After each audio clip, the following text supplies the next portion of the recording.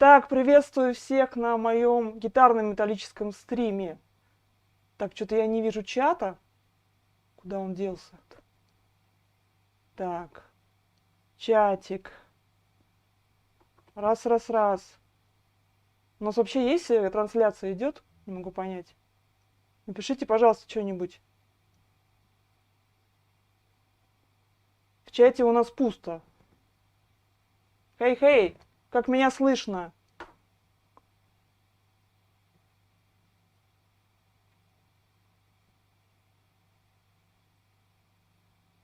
Итак, сегодня у нас стрим, посвященный обзору новой гитарки. Называется гитарка ESP-E2 Aero 7 Baby Metal. О, отлично, люди стали писать. Пошел процесс. Так вот, это новая моя гитарка, ESP-шка. Вот, скажу немного предысторию того, как я пришла к этой гитарке. И скажите, пожалуйста, меня нормально слышно, голос мой? Так вот, я, честно говоря, вообще ярый фанат Джексона всегда была. Вот, и, честно говоря, всегда у меня было небольшое, так сказать, предубеждение против ESP. Ну, мне казалось, что это такие раскрученные гитары, ну, что-то все на них играют, ну ладно, типа. Вот, и плюс когда-то очень давно я была свидетелем теста Джексон Рэнди Роудс, американец, против ESP стандарт SV. Ну, это гитара, по-моему, формы для Алекси Лайха. Так вот, вот этот тест почему-то у меня отложил впечатление, что ESP как бы немного уступает Джексонам. И с тех пор я всегда была фанатом именно Джексонов. Так вот, в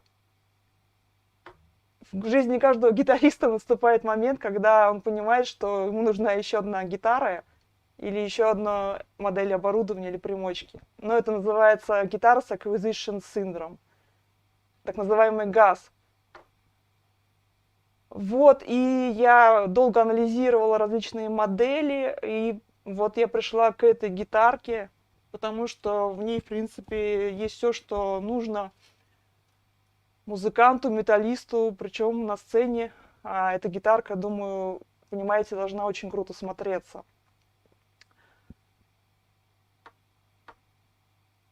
Я забыла сказать, что помимо пути к этой гитаре, ну, по пути к этой гитаре у меня также была модель LTD Hex 7 Нергала. LTD-шка. И вот, в принципе, за свои деньги та гитарка, она тоже классная, и, в принципе, очень удобная форма. Вот, и, ну, так получилось, что в итоге я взяла себе еще ESP. Что еще рассказать про эту серию? Значит, в целом серия E2 это продолжение линейки ESP стандарт, насколько я знаю. Вот, но их изготавливают, насколько я знаю, в том же месте, где изготавливают ESP Original и кастомы. Если я ошибаюсь, то, пожалуйста, поправьте меня. Насколько я знаю, вот у меня в паспорте даже гитары написано, что место изготовления фабрика Такада. Насколько я знаю, это в Токио. Значит, что можно сказать по поводу формы этой гитары? Вот форма гитары – это, по сути, эволюция формы Рэнди Роудс, но в сторону формы V. То есть это нечто среднее между РР и формой V. И надо сказать, что эволюция очень удачная, потому что вот здесь есть такой вырез, он очень удачно ложится под ногу. Вот. И плюс то, что нижний рог, он как бы увеличен, это дает удобство при игре стоя. Почему, я позже расскажу. Так, давайте пока немножко чатик сгребем, потому что тут много написали. Так, все слышно. И сразу первый вопрос. Так, ну давайте я сразу отвечу, потому что потом я могу забыть на него ответить. Можно вопрос от отдаленного человека к миру гитары, в чем разница между 6, 7 и 8-струнной электрогитарой? Ну, я отвечу так, разница такая же, как между скрипкой, альтом и виолончелью. То есть это просто инструменты с разным диапазоном и с разными возможностями. Вот, и с тех пор, как я перешла на семиструнки, то как бы я ощутила большую разницу в диапазоне как бы, и в возможностях. Так, все пишут. Всем здравствуйте, да, еще раз. Так, а вот вопрос по граням. Я забыла рассказать, что, значит, помимо того, что это некая промежуточная форма между V и RR, здесь есть такие скосы. Вот, это грани. На самом деле это очень удобно, потому что когда ты кладешь кисть, у тебя прям кисть лежит на этой грани, и, в принципе, это очень удобно при игре. Вот, значит, по форме, конечно, в общем, все супер. Вот, теперь расскажу про гриф. Форма грифа, ну, есть разные мнения по этому поводу. Одни говорят, что им слишком толстый гриф. Ну, для меня гриф нормальный. То есть по толщине он как бы не тонкий, но нормальный такой, в общем. То есть толщина такая нормальная. Может быть, форма скорее, наверное, С. Так, а что у нас со связью? Пишут тут это. Так, ладно, потом посмотрим. Значит, форма грифа ближе к С, хотя и заявляет, что это У. Но неважно.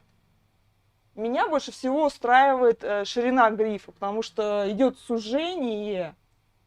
И вот это сужение, оно очень удобно, потому что для семиструнной гитары ширина, я считаю, имеет решающее значение. Вот, так что меня форма грифа абсолютно устраивает.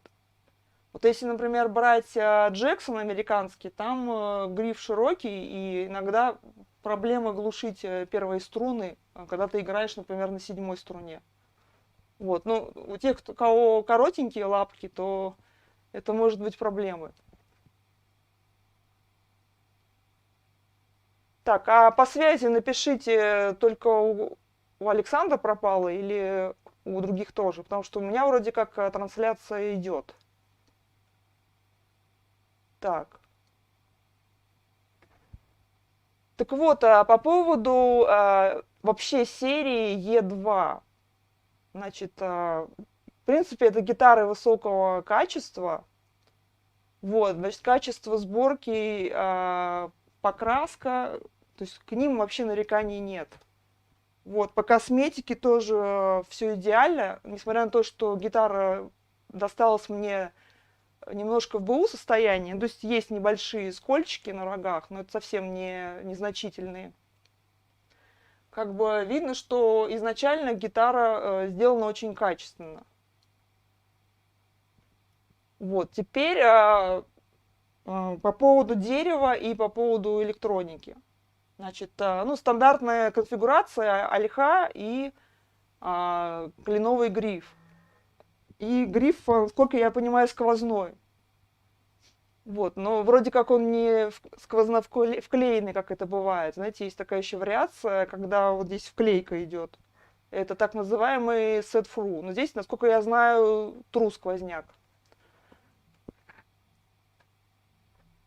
Так, спасибо, что отписались. Да, все идет. Может, какие-то локальные сбои.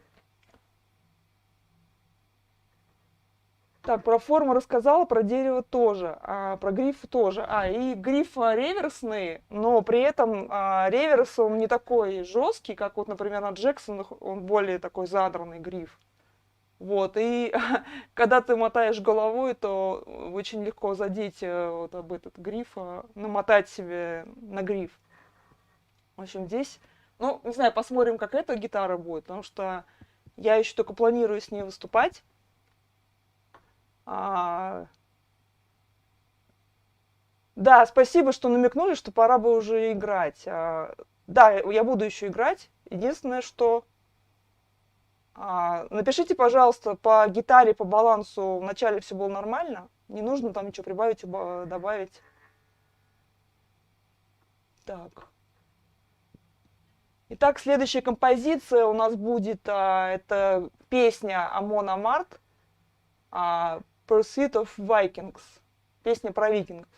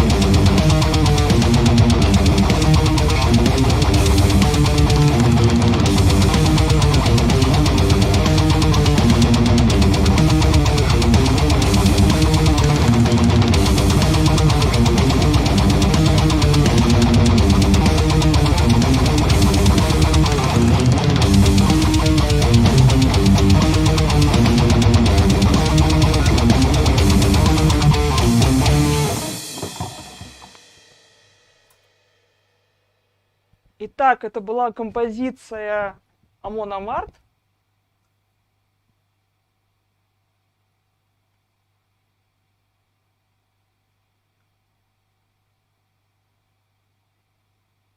Блокованный Амон Амарт. А, так в этом и есть смысл, что это кавер приблокованный. Так, что-то я промотала чат. Так вот, самое главное по поводу звука. На мой взгляд, да, вот эта гитара, она просто идеальна для Black Death. То есть звук такой очень упругий, панчевый, стреляющий. И плотность тоже есть при этом. Так, а что тут с громкостью?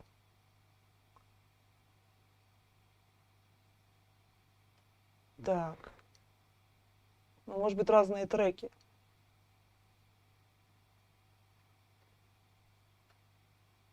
Чепуран ждет места. Ну, я надеюсь, что дождался.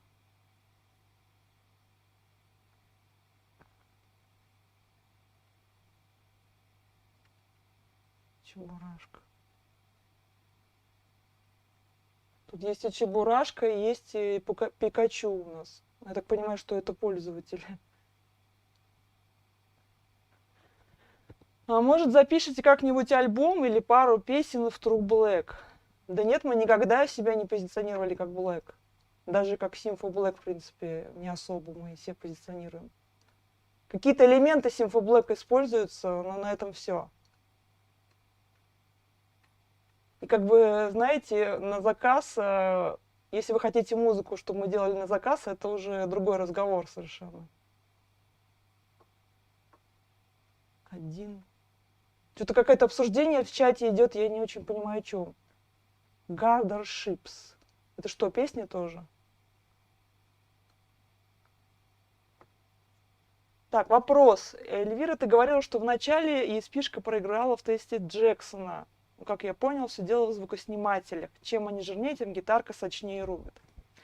Смотрите, тот тест, который я видела в начале, это, во-первых, было много лет назад, и давно и неправда. И тогда гитара была другая. Это были шестиструнные RR1, причем такое тополиный RR1, то есть старый, против новой гитары SV стандарт. Но вот почему-то SV стандарт мне как-то не очень впечатлило. При том, что датчики на самом деле стояли одинаковые, насколько я помню. В этом и смысл был сравнения. И дерево тоже было, возможно, одинаковым, но, возможно, не одинаковым. Так, у нас тут иностранные гости на стриме. Но у нас сегодня русскоязычный стрим, поэтому мы сегодня переводом заниматься не будем.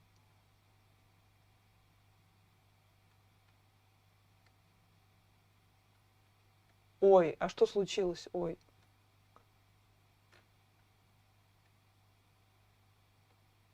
Michael Berger, we have a Russian language stream today. So English stream will be maybe next time. I'm not going to translate everything in Russian, from Russian to English, sorry.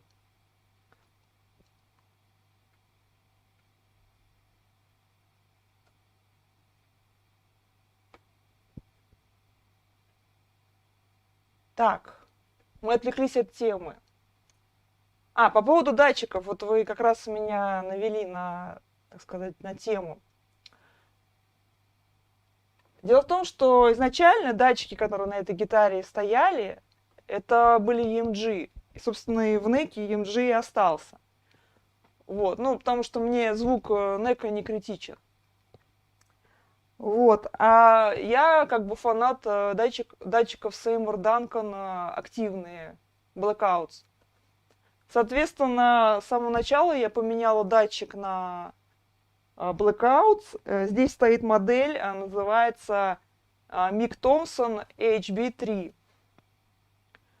Короче, эта модель отличается от стандартной HB1, там больше верха. Вот, и, собственно, меня полностью устраивает звук этой гитары с данным датчиком. То есть все звучит как надо. Как бы, извините, ESG я не люблю. Vampire Sweden, hello. We have only Russian language stream today, sorry. But you can just enjoy music because music is international language.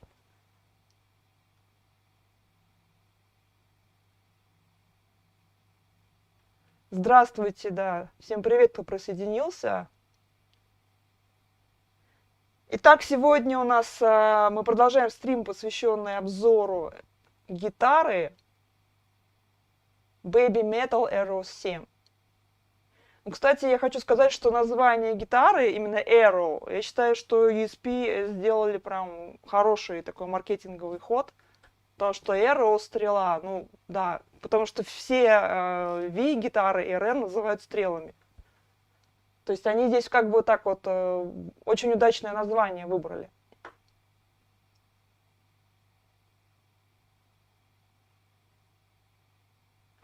Так, про датчики рассказала. И, кстати, хочу сказать, что, как на большинстве гитар с активами, здесь отсутствует тембр. То есть здесь только ручка громкости. Соответственно, ничего лишнего. И переключатель датчиков. Так, кому-то громкий минус, но я чуть уберу, хорошо. Так, что еще можно рассказать? Ну, об этом мы расскажем позже. Нужно... Наверное, вам интересно, как гитара звучит на соло, я правильно понимаю? Я прям не прям эксперт по соло, но постараюсь что-то сыграть. Сейчас будет соло из новой песни Blackthorn Black Streams Arcanum.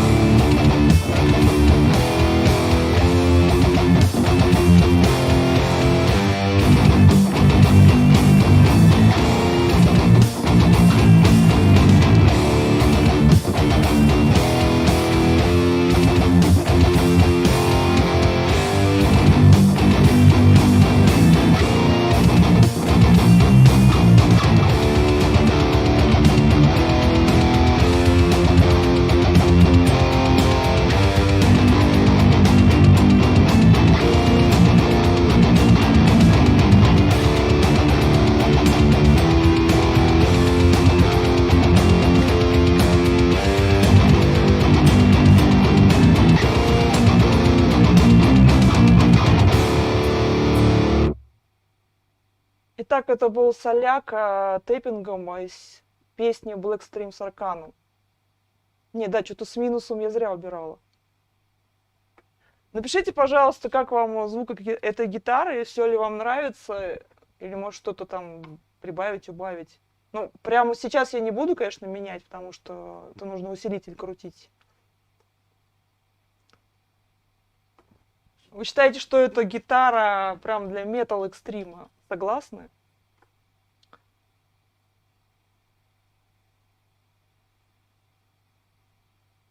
Итак, про звук, про датчики, про дерево это все рассказала.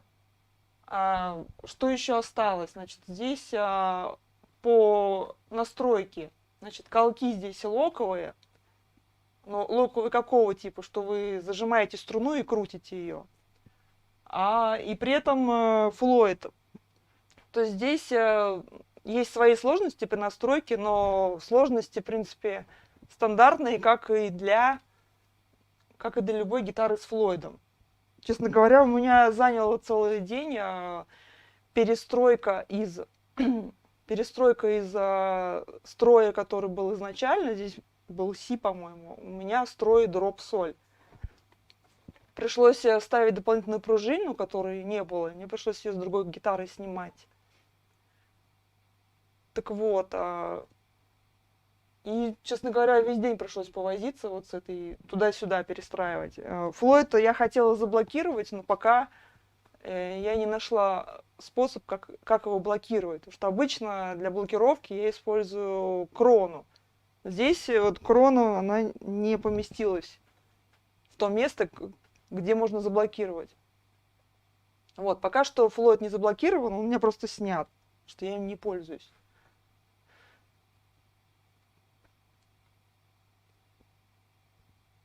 Так, по прокалке-то я все рассказала. Что-то, мне кажется, я могла упустить. Но сегодня первый раз выступаю в роли обзорщика, так что если я что-то упустила, прошу меня простить. Так, все это я рассказала. Так. По поводу датчиков, почему два датчика? Ну, все-таки, потому что на самом деле есть варианты моделей таких с одним датчиком. Это гитары гитариста Хтоник.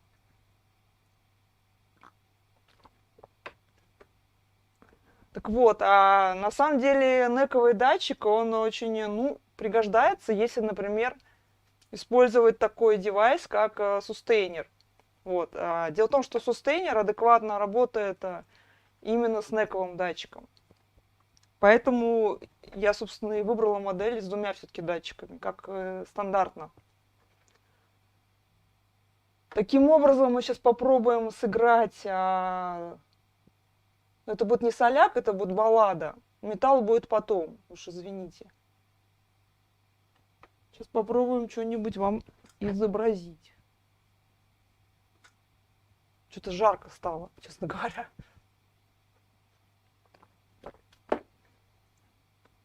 Итак, сейчас будет соло из баллады Blackthorn. Название пока не знаю.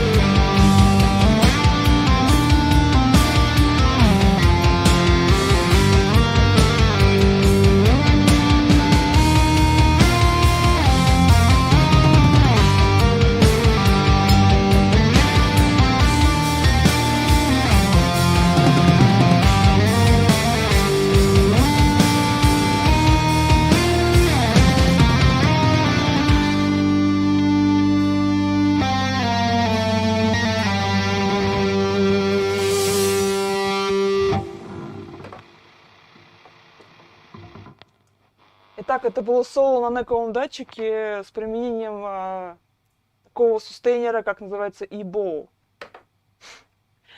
Но пока не очень привыкла им играть, потому что медиатор это одна техника, а здесь совершенно другая. То есть, по сути, звук такой перкуссионный получается. Вот. И к нему, конечно, надо привыкнуть. Плюс с переходами со струны на струну пока тоже тяжело, поэтому приходится играть в основном на одной струне. Но будем осваивать дальше и будем повышать навык игры с этой штучкой, потому что мне она понравилась. А вот эта штучка, это называется сустейнер, электронный смычок E-Bow. На русский слух не очень звучит, но она звучит именно так. А делает она что? Здесь есть магнит, и вот ставится полозья на соседние струны, а магнит, соответственно, искусственно начинает вибрировать струну. То есть он не бьет, а создает вибрацию. Почему сустейнер? Он дает бесконечный сустейн. Если вы можете, пожалуйста. Так.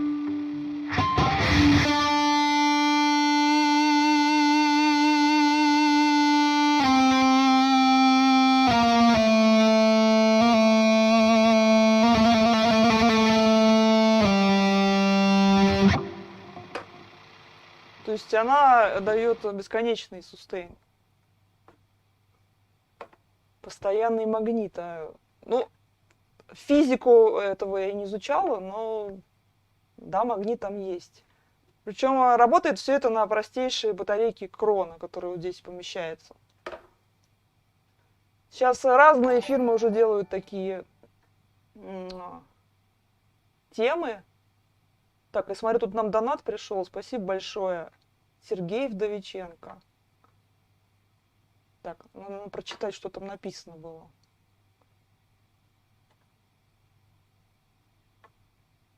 Так, сейчас минуточку. Так, понятно, не хочет заходить.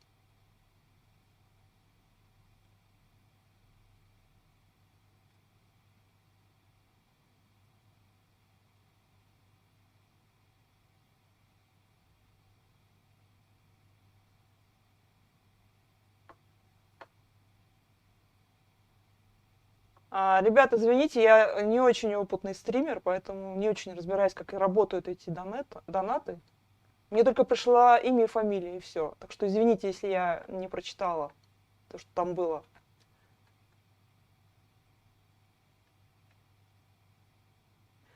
На Неково хорошо идут свипы и тэппинги. Ярче звучат.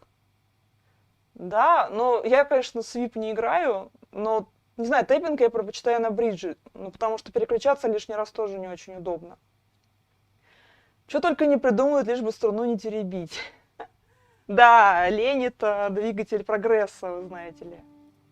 Но здесь же дело не только в том, что не теребить, просто она дает совершенно другой звук. Это вот именно как смычком по струне вести. Вот, да, для экспериментов это прикольная тема. Особенно, когда играть что-то мелодичное такое, задумчивое. Донат без подписи. Хорошо. Хорошо, когда есть люди, которые могут прокомментировать. Крутая гитара. Instorm Band. Приветствую, ребята. Марина, Роман, кто там сидит, не знаю. Да, кстати, вот группа Instorm тоже любители и Джексонов, и ESP, насколько я знаю. Вот, Марина играет на ЛТД, насколько я знаю, а Роман в основном на Джексонах, но и Бисеричи у него также есть. Так что, если когда-нибудь надумаете брать себе Arrow, то рекомендую рассмотреть. Кстати, вот тут был комментарий про Baby Metal. Напишите, пожалуйста, что вы вообще думаете про группу Baby Metal? Вам нравится или это не ваш вариант? Потому что вот мой муж очень любит эту группу.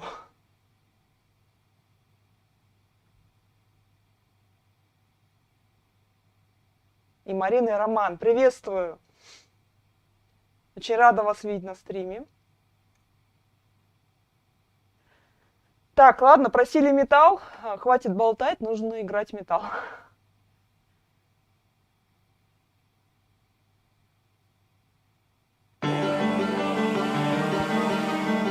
Это Дима Бургер, ритуалист.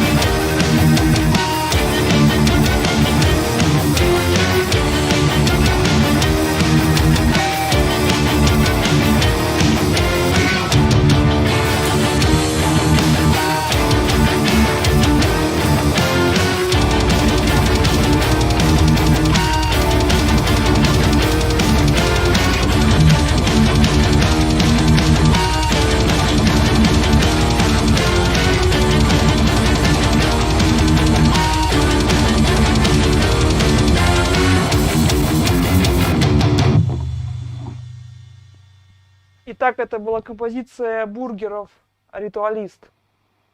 Кстати говоря, вот когда я первый раз эту гитару в руки взяла, мне прям сразу звук ассоциировался именно с бургерами. Вот, собственно, поэтому я и говорю, что это идеальная гитара для экстрим-металла. Так, про Baby Metal написали, что... В общем, кому-то нравится, кому-то не нравится, понятно. Вопрос, ты не любишь гитары фирм Dean или BC Rich? Ну, не могу так сказать. Вообще у меня было аж 2 гитары BC Rich, Warlock. Вот, и, честно говоря, форма эта не зашла, потому что на самом деле она гораздо менее удобна, чем стрела. Вот, причем у меня был и болченый Warlock, и такой сквозной. В общем, в итоге я продала их, ну, в принципе, не жалею. И надо сказать, что современные BC Rich, они вообще ушли в какую-то другую сторону. Вот, поэтому про современные вообще не знаю, на самом деле. Гитарные блогеры вообще их там по-всякому склоняют. Про Дин, ну, наверное, американский Дин, может быть, было бы интересно. Но один из минусов стрел Дин, они в основном делают либо... Очень часто делают с гибсоновской мензурой, то есть у них короче мензура. Вот, и там семиструнки, не помню тоже, какая там мензура, но, в общем, как-то давно рассматривал этот вариант, но, в общем... Как-то я не стала на него останавливаться. Brazil, hello. Guys, we have only Russian language stream today, so sorry. И потом бургеров захотелось, да? Ну, бургеров. После сочной рубки всегда хочется есть. Это я могу вам определенно сказать. Еще хотела задать вам вопрос. Тут наверняка очень много гитаристов на стриме. Скажите, пожалуйста, как вы считаете, какое количество гитар необходимо музыканту для счастья? Вот прям напишите цифру в чате. Интересно, какие будут варианты. Там, не знаю, 10, 20, 30, я не знаю, там 1, 2. Вот лично, а потом я вам скажу, какое для меня оптимальное количество гитар. Ну, в принципе, я думаю, некоторые знают. Про Baby Metal также пишут, что больше по блэку. Понятно. У нас сегодня блэкари здесь собрались.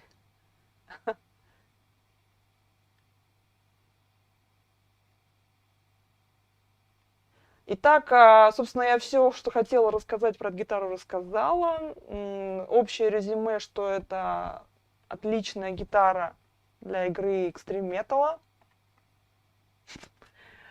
Вот, и, в принципе, мои ожидания оправдались. То есть я ее покупала, так сказать, не слыша звук, не пробуя, с японского аукциона. И когда гитара пришла, я, переживала, мало ли вдруг что не понравится. Но на самом деле все оправдалось. Так что Arrow серия, она просто рулит. Вот, и у нас остался один трек. Наверное, думаю, вы не против, если я сыграю что-то из Блэкторна. Вот, это будет старое проверенным временем Hex Shadow Turn to Flash.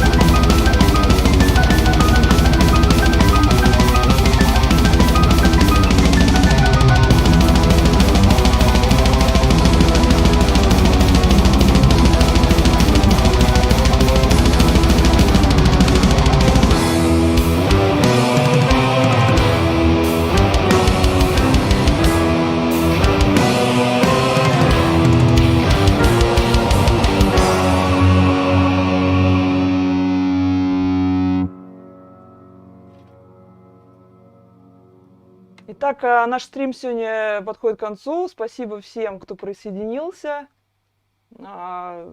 Играйте на хороших гитарах.